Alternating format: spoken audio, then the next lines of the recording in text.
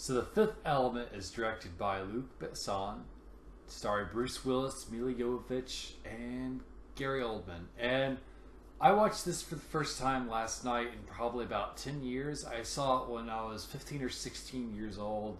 That's too young to watch this movie, who knows?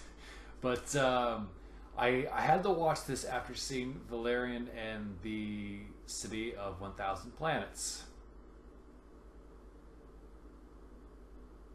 Yep. So enough about that.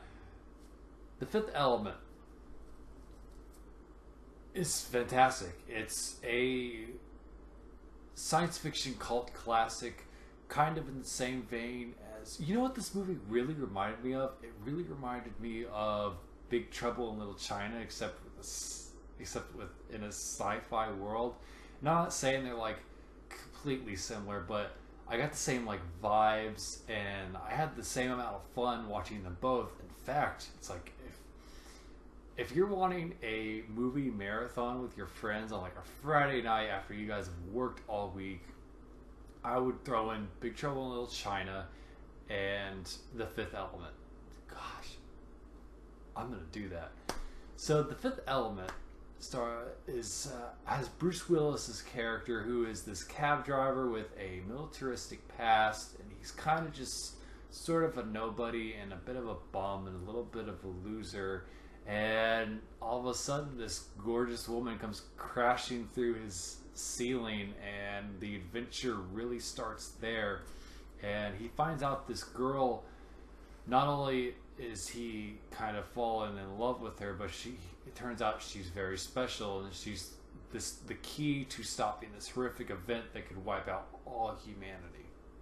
And of course, there's Gary Oldman in the over the top but well acted villainous role.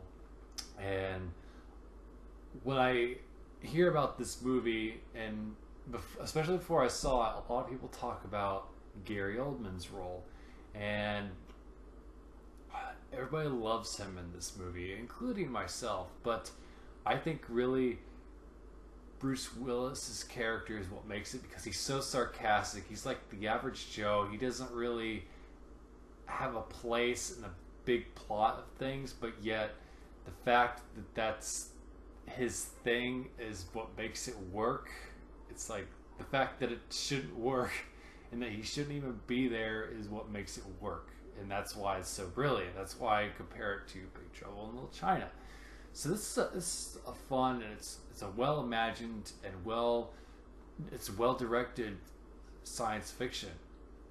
If you're into science fiction, whether it be Star Trek or Star Wars, I would check out The Fifth Element. Yeah, it's a little bit more underground. It's a little bit weirder than even Star Trek or Star Wars can be. It's really out there. It has some of these moments like, this has nothing to do with the main story, but it's so interesting you kind of forgive it. Like Chris Tucker is in it too. He's like a radio show host, and there's this whole bit with him and like that has nothing to do with the main story or saving the universe, but it's so colorful and fun, you don't really care because it's part of the ride. And the action's great too. The action is a lot of fun, and you care because these characters are a lot of fun. Both Bruce Willis's and Mila Jovovich's character, they somewhat grow throughout the movie, especially Mila Jovovich's character, because she's pretty much mute when she first meets Bruce Willis. She only speaks in an alien language, and of course he doesn't understand what the hell she's saying. The only thing he really understands is bada boom. Yeah. So The Fifth Element is extremely fun science fiction. I would recommend it to anybody. I'm hoping that they would re-release it in theaters sometime soon. I don't know when. Is there an anniversary come up? I really hope so,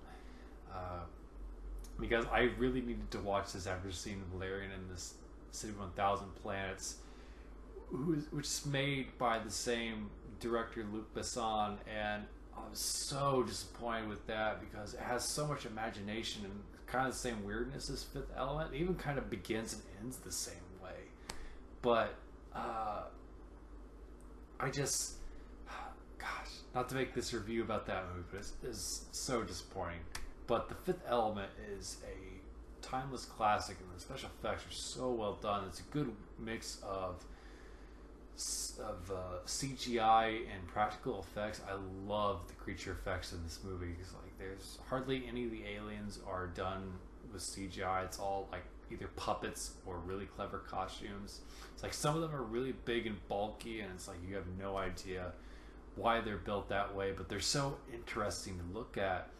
That's the thing about this world. I think that's why people keep coming back to it, is, and why the fan base keeps on growing, is because it's an interesting world, but the story isn't about the world. The story just takes place in the world, so that way we don't have to know everything about it.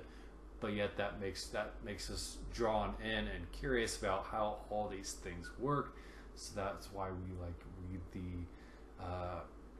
listen to the director commentary and all the design work. And I'm sure there's books and all sorts of unofficial sequels to this movie too, which I hope there's never a sequel made, because I feel like this is one of those movies that should be made untouched.